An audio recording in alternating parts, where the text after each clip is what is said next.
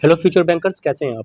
दोस्तों, क्या आपको भी बैंकिंग के अंदर जो कंडीशनल क्वेश्चंस होती हैं, यानी कि जो बैंकिंग एग्जामिनेशंस के अंदर आप में के पास में जो कंडीशनल क्वेश्चंस आते हैं, क्या उसको बनाने में दिक्कत आती है? अगर हाँ, तो आप डेली यहाँ पे हमारे प्रैक्टिस बैच के साथ जुड़े हैं, जिसके अंदर आपको सारे के सारे फ्री ऑफ कॉस्ट सारे कंटेंट प्रोवाइड कराए जा रहे हैं। तो जो कंडीशनल क्वेश्चंस होते हैं, एक्चुअली आपके सभी एग्जामिनेशंस के लिए बहुत ही ज़्यादा यूज़फुल होते हैं। तो अगर आप देखें यहाँ पे, तो आपके सामने एक कंडीशनल क्वेश्चंस है, अगर आप इसको समझ सकते हैं तो देखें ज़रा कि जहाँ पे आपको केवल और केवल जेंडर के बिहाफ पे ये बताना होगा कि इनमें से कौन से मैरिड कपल हैं और कौन कौन से ऐसे पर्सन हैं जो यहाँ पे किस कलर के और किस हाउस में यहाँ पे रहते हैं। ठीक है, तो देखिए ज़रा, सबसे पहले कह रहा है B a male does not live in the White House. B कौन है? मेल है। तो अगर हम देखें तो जाहिर सी बात है, इसका जो कपल होगा वो एक फीमेल होगा। और क्या कह रहा है कि ये जो है ये वाइट हाउस में नहीं रहेगा। क्या कह रहा है? B a male does not live in the White House, ये वाइट हाउस में नहीं रहेगा। H a female is not married A. H एक फीमेल है और इनकी शादी किसके साथ में हो रही है? तो वो ए नहीं हो सकते, बाकी जो मर्जी आप वो ले लो। तो ये चीज़ ध्यान रखिएगा, ठीक है। अब यहाँ पे क्वेश्चन ये है कि क्या हम यहाँ पे बी के साथ में इसको पेयर बना सकते हैं? तो बिल्कुल नहीं। क्यों?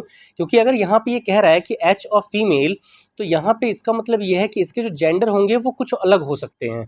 तो हम यहाँ पे क्या है कि टोटल हमारे पास अगर देखा जाए तो हमारे पास 4 कपल है, जिसमें से एक हम ये बना भी सकते हैं और नहीं भी। तो डायरेक्टली लेना सही नहीं होता है हमेशा। फिर कह रहा है C lives in the yellow house. अगर हम ये देखें तो हम यहाँ पे क्या ऐसे रख सकते हैं? हस्बैंड, वाइफ और कलर वाले हाउस। तो अगर देखा जाए तो कह रहा है सी जो है वो कहाँ पे है? तो सी के बारे में तो पता ही नहीं है, लेकिन बस ये तो पता ही नहीं है हमको कि सी का जेंडर क्या है, वो हस्बैंड होंगे या वाइफ होंगे। कह रहा है D is not married to E. जो डी है वो मैरिड किसके साथ नहीं है? तो D is not the married with E. ठीक है, किसी और के साथ उनका पेयर बनेगा। फिर कहता है B does not live in the blue house. B जो है वो किस में नहीं होंगी? ये जो है ये ब्लू हाउस में भी नहीं रहेगा। फिर कह रहा है हमसे B does not live in the blue house, H lives in the blue house. H में कौन रह रहा है? तो एच के अंदर अगर आप देखेंगे तो वो कौन है? H lives in the blue house. और आपको पता है कि एच का जो जेंडर है वो फीमेल, मतलब कि यहाँ पे अगर हम देखें तो एच किसी ना किसी की वाइफ होंगी। और वो किस घर में रह रही हैं? तो वो रहती हैं ब्लू हाउस के अंदर। कह रहा है E is married to B. देखो जरा, ई क्या यहाँ पे आ गया? तो हमसे क्वेश्चंस के अंदर तो सीधे दे दिया ना कि ई इज मैरिड विथ ई। तो जैसे ही यहाँ पे लिया तो यहाँ पे ई का जो जेंडर है वो क्या हो गया? फीमेल। तो क्या मैं यहाँ पे ई माइनस और यहाँ पे हस्बैंड में बी प्लस लिख सकता हूँ? बिल्कुल। अब हमारे पास अगर देखा जाए तो हमें ये बोला गया था कि बी को ना ही यहाँ पे ब्लू हाउस पसंद है और ना ही यहाँ पे वाइट हाउस। ये दो कलर निकल गए। आगे आपसे कह रहा है कि F is one of the wifes. F जो है इनमें से किसी एक की वाइफ है। तो अब अगर देखा जाए तो हमसे एक और चीज़ बोली हुई थी ना कि H is not the wife of ए।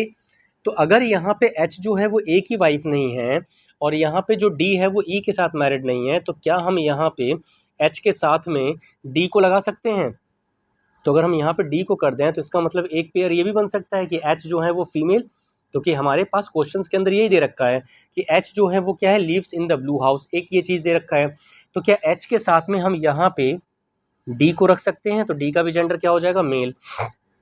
अब अगर देखा जाए यहाँ पे तो यहाँ पे हमारे पास में बी और ई का हाउस क्या बन सकता है? तो सबसे पहले देखिएगा तो ब्लू हाउस नहीं हो सकता, व्हाइट हाउस नहीं हो सकता। दूसरा क्या हमारे पास कहीं दे रखा है? G a female is not married to C. जो जी है वो भी किसके साथ मैरिड नहीं होगी? सी के साथ में। तो क्या अगर जी जो है वो सी के साथ मैरिड नहीं है, तो क्या हम सी की जो मैरिड है वो एफ के साथ यहाँ पे ले सकते हैं? बिल्कुल ले सकते हैं, क्योंकि फिर सी के साथ में और भी तो कंडीशन मना कर रहा है। तो सी क्या हो जाएगा यहाँ पे? मेल। और एफ क्या हो जाएगा? क्योंकि यहाँ पे लिखा हुआ है F is one of the wives और यहाँ पे कह रहा है G a female is not married to C. तो जी जो है वो किसके साथ हो जाएगा? तो जो जी है क्या हम उसको ए के साथ ले सकते हैं? क्योंकि यहाँ पे इसके बारे में मना किया हुआ था, तो इसी वजह से हमने ले लिया। तो अगर आप यहाँ देखिएगा तो ए का क्या हो जाएगा? हम यहाँ पे अगर ले लेंगे तो A is married with G of female, तो ए का जेंडर क्या हो जाएगा, मेल। तो यहाँ पे क्या मैं इसको ए प्लस और जी माइनस लिख सकता हूँ, और यहाँ पे अगर आप देखेंगे तो सी प्लस, और यहाँ पे क्या हो जाएगा हमारे पास एफ माइनस। ठीक है, अब अगर आप देखेंगे तो हमसे क्या कह रहा था, केवल इसके बारे में मालूम था कि एच जो है वो ब्लू हाउस में। अब हमारे पास रहने के लिए दो ही कलर तो बच गए, एक तो येलो, तो कह रहा है C lives in the yellow house, तो सी किस में हो जाएगा हमारा, येलो हाउस में। तो ये भी हो गया, तो बचा कौन सा, तो अब अगर आप देखेंगे तो हमारे पास में जो कलर कॉम्बिनेशंस के अकॉर्डिंग है, ब्लू हाउस, येलो हाउस, और one of house is red. तो क्या मैं यहाँ पे बी और ई का जो है वो रेड हाउस ले सकते हैं, बिल्कुल ले सकते हैं। तो बचा कौन सा, वाइट, तो वो किसका हो जाएगा, ए और जी का। तो ये किसका हो गया हमारा यहाँ पे, व्हाइट हाउस। ठीक है, तो ये पहला सेट है। तो जब भी क्वेश्चंस यहाँ पे आए तो आप यहाँ पे फैमिली ट्री नहीं बना सकते, केवल आप यहाँ पे कपल बना सकते हो। क्लियर है बात यहाँ तक। देखिए जरा पहला क्वेश्चन, तो ये हिंदी में है, जिन बच्चों को इंग्लिश में दिक्कत है वो हिंदी में भी क्वेश्चन देख सकते हैं। कह रहा है which of the following represents the group of males. तो अब अगर आप देखिएगा तो मेल का ग्रुप क्या है यहाँ पे, तो ए बी सी डी। तो ए बी सी डी यानी कि जो पहला क्वेश्चन है ऑप्शन है वही राइट आंसर हो जाएगा। फिर कह रहा है which of the following represents the colour of E's house. E का जो घर है वो कौन सा है, तो अगर हम ई के घर की बात करें तो क्या हो जाएगा, रेड हाउस। तो अगर हम देखेंगे तो ई का जो कलर है वो क्या हो जाएगा हमारा यहाँ पे, रेड हाउस हो जाएगा। फिर कह रहा है कि वाइट कलर का जो घर है वो किसका है, तो अगर हम वाइट कलर के घर की बात करें तो है हमारा ए का। ठीक है, तो वाइट कलर का जो घर है वो किसका हो जाएगा, ए का।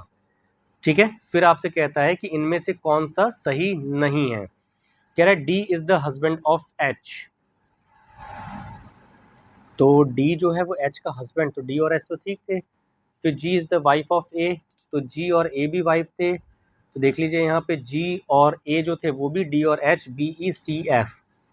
तो इस वाले ऑप्शंस के अंदर देखा है C lives in the yellow house, ये भी तो सही है। और नेक्स्ट अगर देखा है तो F lives in the yellow house. तो अगर आप देखें तो यहाँ पे जितने ऑप्शंस हैं ये चारों के चारों ऑप्शंस क्या हैं, सही है। तो राइट आंसर हमारा क्या बनेगा इसमें, ऑप्शन 4। क्लियर है बात। चलिए ज़रा अब नेक्स्ट देखते हैं ज़रा कि अब अगर आप यहाँ देखो ध्यान से, तो हमारे पास में एक ऐसा क्वेश्चन है जिसके अंदर क्या दे रखा है आपको, कंडीशनल क्वेश्चन है। कंडीशनल का मतलब क्या है कि अगर आप देखेंगे तो यहाँ पे हमारे पास है 6 लेक्चर्स हैं। वो लेक्चर्स कैसे शुरू हो रहे हैं, मंडे टू संडे। तो अगर मैं इसको अरेंज कर लूँ यहाँ पे, तो Monday, Tuesday, Wednesday, Thursday, Friday, Saturday और संडे। क्लियर है बात। अब अगर आप देखें यहाँ पे तो इसी 7 डेज में हमें क्या करना है, इन सभी पर्सन्स को बैठाना है। कह रहा है हमसे कि lecture C can not be delivered on Friday, यानी कि फ्राइडे को क्या नहीं हो सकता है, तो फ्राइडे को जो लेक्चर सी है वो नहीं हो सकता। फिर कह रहा है आपसे कि lecture A is delivered immediately after lecture D, यानी कि ए जो है वो डी के ठीक बाद में क्या होगा, डिलीवर्ड होगा। There should be a gap of 2 days between lecture B and F. तो बी और एफ के बीच में, तो बी और एफ तो कहीं पे भी हो सकते हैं ना, तो बी और एफ के बीच में कितने दिन का गैप है, 2 दिन का गैप है। कह रहा है there is one holiday except Saturday, यानी कि सैटरडे के अलावा एक हॉलीडे जो है वो होगा, किस दिन होगा, वो सैटरडे के अलावा कोई एक हो सकता है, यानी सैटरडे को वो नहीं होगा। आगे आपसे कह रहा है lecture F is delivered on the next day of holiday, यानी कि जो छुट्टी जिस दिन रहेगी उसी के नेक्स्ट डे पे कौन सा होगा, एफ। जैसे मान लीजिए कि अगर हम यहाँ पे ट्यूसडे को हॉलीडे ले लेते हैं तो उसके ठीक बाद में क्या हो जाएगा हमारा, एफ आ जाएगा। कह रहा है lecture E is delivered on Wednesday, तो ई को कौन सा, मतलब वेडनेसडे को कौन सा होगा लेक्चर, ई हो रहा है। अब हमें ये पता है कि बी और एफ के बीच में 2 होने चाहिए। आगे देखते हैं जरा और भी, and is not immediately followed by F, और वो एफ को फॉलो नहीं करेगा। तो अब अगर यहाँ से देखा जाए तो क्या हम इसमें टॉप पे अगर हम रखते हैं तो हमारे सामने एक दिक्कत है कि डी और ए तो एक साथ आने चाहिए। सपोज करिए कि मैं मंडे को अगर ले लेता हूँ बी को, बी और एफ में से, क्योंकि फॉलोड नहीं लिखा है ना, तो हम तो किसी को भी ले सकते थे। तो हमारे पास 2 दिन का गैप, यानी 1 और 2, तो यहाँ पे एफ आ जाएगा, जबकि मना कर रहा है कि वहाँ पे जो एफ है वो नहीं होना चाहिए। लेकिन अगर मैं यहीं से हटा करके ट्यूसडे को अगर मैं बी कर दूं तो 1 2 फ्राइडे को हमारा क्या आ जाएगा, एफ आ जाएगा। ठीक है, और एक लाइन हमसे बोली गई थी यहीं कहीं पे कि F delivered on the next day of holiday. तो अगर हम यहाँ पे बी और एफ को लेते हैं तो क्या थर्सडे को मेरा हॉलीडे आ सकता है? अब अगर हम इसी चीज को आगे की तरफ बढ़ाते तो क्या अगर हम बी को यहाँ ले लेते और एफ को संडे में, तो भी तो हमारे साथ में दिक्कत आती, ये पूरा बन नहीं पाता, क्योंकि एफ को अगर नीचे रख लेते तो सैटरडे को आ जाता, जबकि यहाँ पे हमारे पास में 2 कंडीशंस अभी भी बची हैं। तो कहता क्या है कि जहाँ पे भी होगा तो डी जो है और ए एक साथ, तो हमारे पास 2 की प्लेसिंग के लिए जगह कहाँ है? तो सैटरडे को क्या आ जाएगा यहाँ पे डी, और यहाँ संडे को क्या आ जाएगा हमारा, ए आ जाएगा। बच कौन रहा है, सी। तो सी के बारे में क्या बोल रखा था हमें क्वेश्चंस के अंदर, lecture C can not be delivered on Friday, तो सी को हम मंडे कर देंगे। क्लियर होगी बात? तो ये बिल्कुल बेसिक से क्वेश्चंस होते हैं जो कंडीशंस के ऊपर डिपेंड करते हैं। तो अभी तक जितने भी हम लोगों ने सेट देखे हैं ना, अभी हम लोग केवल बेसिक्स बता रहे हैं आपको, और इस जो लाइव क्लासेस होती हैं उसके अंदर हम एडवांस क्वेश्चंस करते हैं। ये कब होती है? ये एवरी 1 PM पे, और ये ऑल्टरनेट डेज पे होती हैं आपकी। कौन कौन से डेज होते हैं हमारे? तो वो होते हैं हमारे ट्यूसडे, एक होती है थर्सडे को, और एक क्या होती है हमारी, सैटरडे को। ये 3 डेज पे आपको लाइव और 3 डेज आपको रिकॉर्डेड मिलते हैं। क्लियर है बात यहाँ तक? चलिए नेक्स्ट क्वेश्चन देखते हैं, इसका जरा क्या पूछ रखा है आपसे। क्वेश्चन आपसे पूछा हुआ है कि फ्राइडे को लेक्चर डी, तो लेक्चर डी के बारे में अगर देखा जाए तो हमसे दे रहा है सैटरडे को, तो क्या हो जाएगा हमारा सेकंड आंसर। फिर कह रहा है on which day was holiday, तो अगर आप हॉलीडे की बात करेंगे तो अभी हम लोगों ने देखा ही था यहाँ पे हॉलीडे कब है, थर्सडे को। तो यहाँ पर राइट आंसर क्या हो जाएगा, इनमें से कोई नहीं। ठीक है ना, क्योंकि हमारा जो हॉलीडे पढ़ रहा था वो कब था, थर्सडे, और इनमें से कोई नहीं है।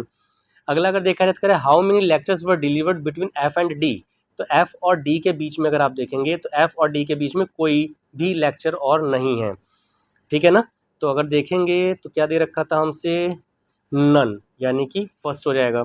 फिर कह रहे विच of the following was the last lecture, तो लास्ट लेक्चर तो आपको अगर पता होगा तो डी और ए था ना, तो यानी क्या हो जाएगा राइट आंसर हमारा ए। क्लियर है बात? तो ये चीज़ ध्यान रखिएगा यहाँ पे कंडीशनल्स कैसे लगाते हैं। अब यहाँ दे रखा है which of the following statement is not necessarily to determine the order of lecture, इनमें से ऐसा कौन सा है जिसके बारे में हम बिना बताए ये बता सकते हैं कि कौन सा हमारा सेट जो है, जो लाइन है वो बन सकती है। तो अगर अब आप यहाँ देखो ध्यान से, तो क्या हम यहाँ पे सी को बोल सकते हैं क्या, यानी कि पहली वाली लाइन? क्यों? क्योंकि अगर आप देखेंगे तो लेक्चर सी जो है वो फ्राइडे को नहीं है, जबकि इन सबको बैठाने के बाद में केवल और केवल एक यहीं पे एक लाइन बच रही थी। जाहिर सी बात है कि अगर ये लाइन एक नहीं गिवन होती तो भी हम यहाँ पे सी को बैठाते। तो आई थिंक ये पहला ही आंसर होगा कि अगर इसके लिए हम फर्स्ट वाले के साथ जा सकते हैं। ठीक है ना, कि अगर पहली लाइन नहीं होती तो भी हमारा ये जो पजल है, जो हमारे क्वेश्चन हैं, वो प्रॉपर बन जाते। Got it? आइए ज़रा नेक्स्ट चलते हैं ज़रा। अब यहाँ पे अगर आप देखें तो हमारे पास में एक वीक का शेड्यूल दे रखा है, जिसमें क्या है कि एक हम जो सेट है हमारे पास में, इसके अंदर फ्लाइट्स हैं जो कि बॉम्बे से अलग अलग उसमें जाती हैं। कौन कौन से हैं ये? तो अगर हम यहाँ देखें तो हमारे पास में जो डेज हैं वो कौन से हैं, Monday, Tuesday, Wednesday, Thursday, Friday, Saturday और संडे।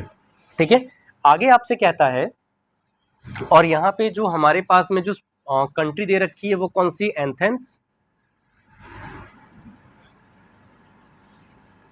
फिर है लंदन, पेरिस, रोम, और एक जो है वो क्या दे रखा है, टोक्यो। ठीक है, इतना दे रखा है। कह रहा है हमसे कि Bombay airport is closed on Sunday, यानी कि संडे को no flight, no flight on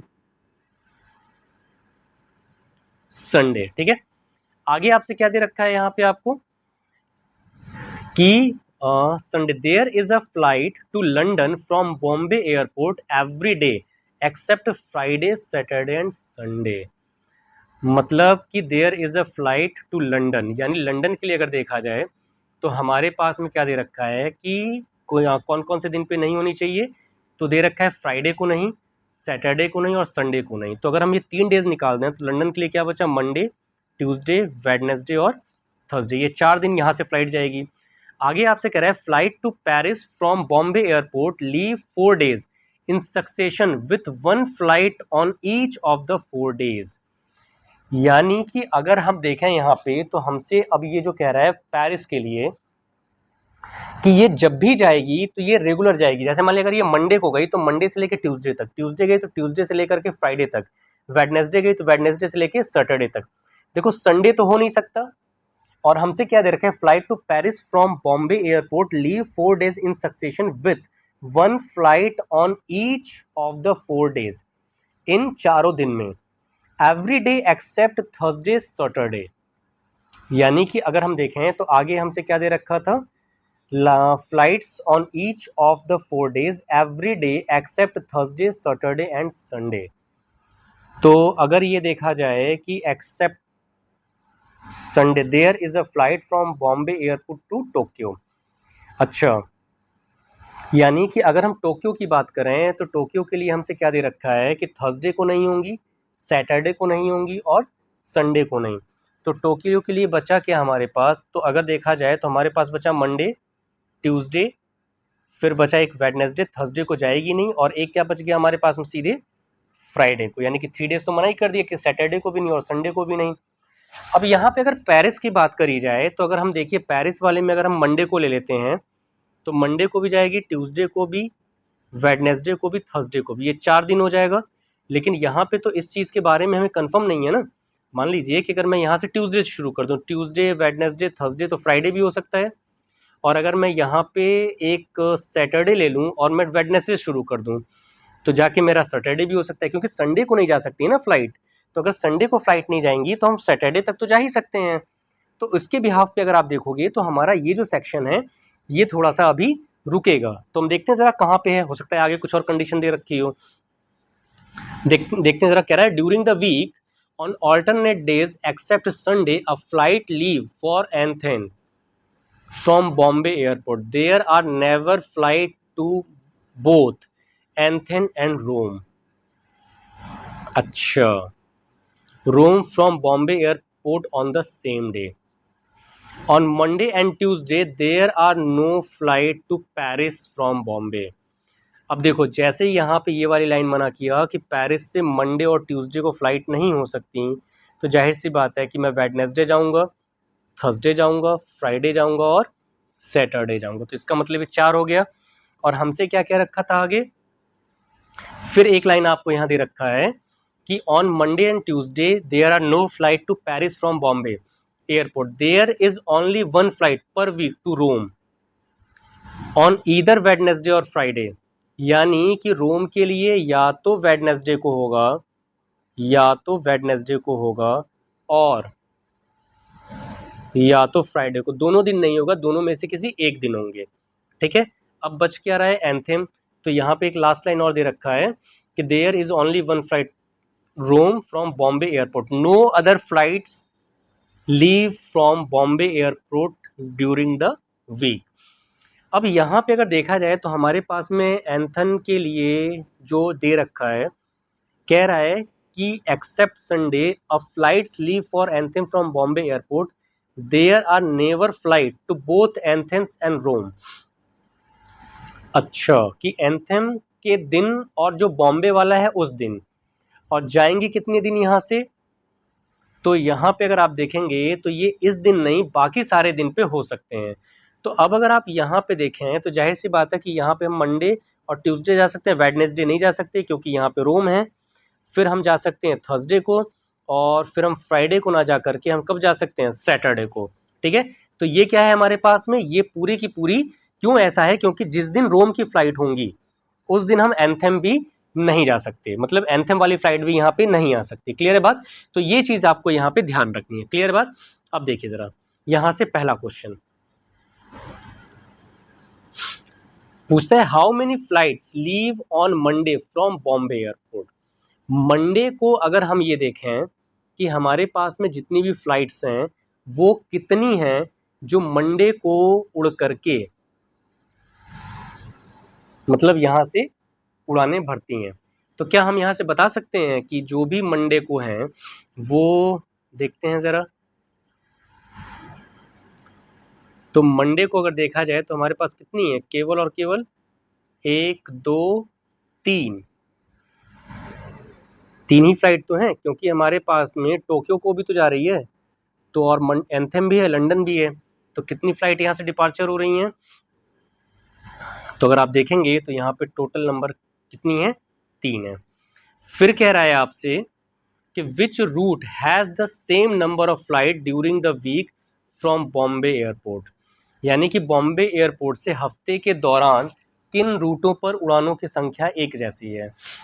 तो अगर आप देखेंगे यहाँ पे, तो अगर हमें इसके रूट की बारे में बात करी जाए तो हमारे पास में ये जितनी भी है, देखिए मंडे को भी है, तो एक जो मैक्सिमम है वो कब है, एक जैसी जो उड़ानें हैं वो वेडनेसडे को हैं क्या, या कौन कौन सी फ्लाइट को मिल सकती है, तो ये तो सर्टेन है ना।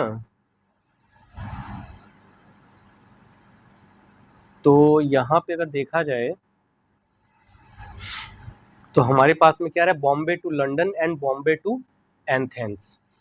तो लंदन और एथेन वाली भी थी, ये तो सही है इसमें, और बॉम्बे टू टोक्यो बिल्कुल लास्ट में था यहाँ पे, जैसे अगर देखें तो ये एथेन वाला और फिर लंदन वाला, इसी के बिहाफ पे भी हमने बताया था कि 3 फ्लाइट हैं और एक टोक्यो, ये मंडे को तीनों जा रही थी। तो बॉम्बे टू टोक्यो है, बॉम्बे टू एथेंस ये भी था, और बॉम्बे टू पेरिस ओनली। तो अब अगर यहाँ देखा जाए तो भाई लंदन है ना, तो पेरिस का तो हो नहीं सकता, तो Bombay to London Paris only यहाँ पे, और बॉम्बे टू पेरिस, तो यहाँ पे जो ऑप्शन नंबर 3 है वो चार्ट के अकॉर्डिंग क्या हो जाएगा, हमारा राइट आंसर। ठीक है, तो ध्यान रखिएगा कि जो भी हमारे पास ये जो चार्ट गिवन है यहाँ पे, उसी के बिहाफ पे आप ये पूरा का पूरा जो क्वेश्चन है, जो सिनेरियो है, उसको आप बताते हैं। ठीक है, तो ध्यान रखिएगा दोस्त कि आपको जो रिकॉर्डेड क्लासेस मिलती हैं वो आपको एवरीडे मंडे, वेडनेसडे और फ्राइडे, और जो लाइव क्लासेस होती हैं वो आपको मिलती हैं कब कब, वो मिलती है ट्यूसडे, थर्सडे और सैटरडे। तो ये ध्यान रखिएगा कि अगर आपको ये सारी चीज़ें क्लियर हैं तो बैंक के किसी भी एग्ज़ाम के लिए, अगर आप बैंक के किसी भी एग्ज़ाम को क्लियर करना चाहते हो तो आप यहाँ पे ऊपर दिए गए नंबर पे कांटेक्ट करके आप डेमो क्लासेस अपनी अरेंज कर सकते हो। ठीक है, तो ये चीज़ ध्यान रखिएगा कि यहाँ से जितनी भी क्लासेज हैं, मतलब मैक्सिमम कोशिश ये रहती है स्टूडेंट्स के सिलेक्शन पे, सिलेक्शन ओरिएंटेड चीज़ें हमारे यहाँ कराई जाती हैं। तो ये चीज़ ध्यान रखिएगा कि हम केवल और केवल वादा नहीं करते हैं, हमारे यहाँ जितने भी बच्चे होते हैं उनको एक राइट पाथवे और जितनी भी चीज़ें बेहतर हो सकती हैं वो उन्हें प्रोवाइड कराई जाती हैं। Got it? Thank you class, all the best.